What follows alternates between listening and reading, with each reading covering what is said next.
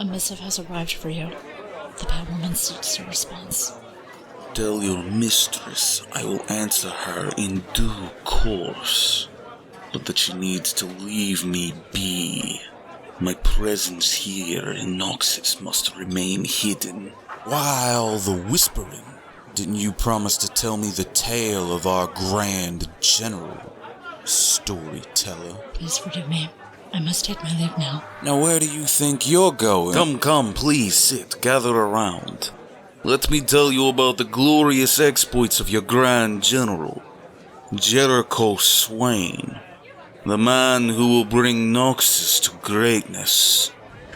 He was born into an aristocratic family, one of the many houses to exist since the first walls were raised up around the bastion, seemingly destined for a life of privilege. These noble houses played a key role in Borum Darkwheel's rise to power, stoking rhetoric that their proud heritage was the nation's greatest strength. In secret, however, an influence greater than any house plotted against Darkwheel, this cabal, united by nothing more than the emblem of a black rose. Uncovering this group and pulling it up by the root, Swain personally executed the most prominent conspirators. Among them, his own parents, whose whispers of a pale woman had first alerted him to the danger within Noxus, which he valued more than house or kin. They sought a power, a shapeless voice, cackling in the darkness of the immortal bastion, something similar to that of a raven's caw in the night. For his actions in defacing this cabal, Swain was gifted a commission in the Noxian army, far from anything he had ever known. On the battlefield, he learned firsthand that it was not the aristocratic houses that made Noxus strong, but how the banner of Noxus could unite all men in spite of their origins.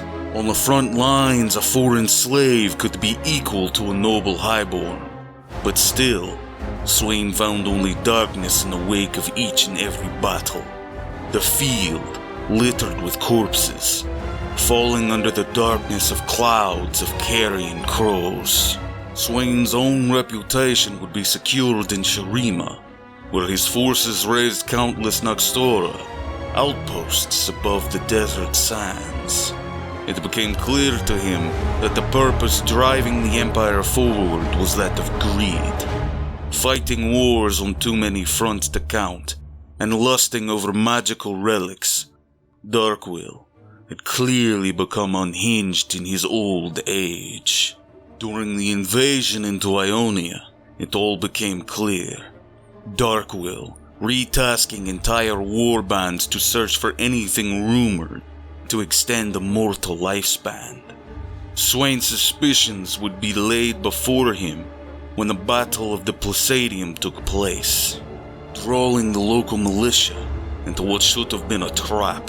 Swain's war host was overrun, his veterans routed, and Swain was gravely wounded, his knee shattered, and Ionian blades cleaving through his left arm.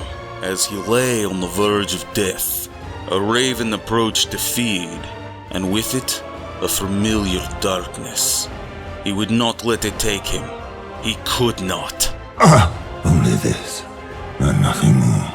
In the raven's eye, he saw reflections of the evil strangling the heart of Noxus. A black rose, the pale woman, and her puppet emperor.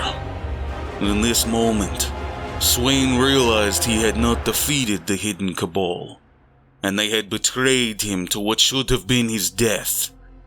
After failing to overthrow Darkwheel, they had changed tactics and seduced him. This had not been a glimpse into the mind of a raven. No, this was something more. The power. The power his parents had been seeking. The demonic eyes blazing in the dark. Cast out of the military for his failure, Swain was considered nothing more than a cripple. Nonetheless, he set about uncovering what truly lay within the immortal bastion.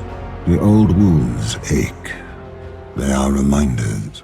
An ancient entity, preying upon the dying and consuming their secrets, as it had attempted to consume his own. Swain stared into the darkness, seeing what even it could not. A way to wield this power for his own. Over the next long set of years, Swain set about making his preparations.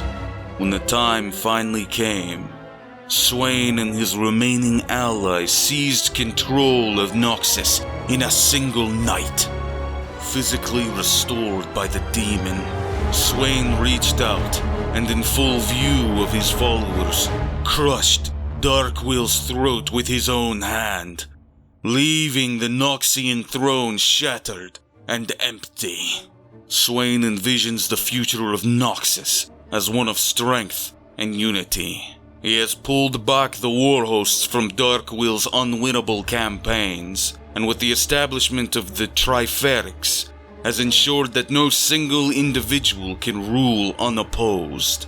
He embraces all who will pledge themselves to the Empire, even the Black Rose, though he knows, in secret they still plot against him. Gathering knowledge just as the demon had before him, he has foreseen a far greater danger lurking just beyond. These sacrifices are only the beginning.